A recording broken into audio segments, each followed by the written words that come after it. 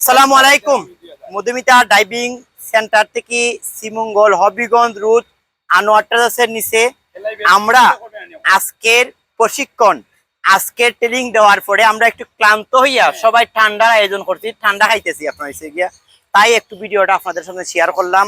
শুধু Madhumita diving centre থেকে আমরা শুধু ওই যে প্রশিক্ষণে দিই না, মধ্যে মধ্যে একটু ব্রেক দেয়া আমরা ঠান্ডাও খাই, হ্যাঁ একটু লাঞ্চও করি।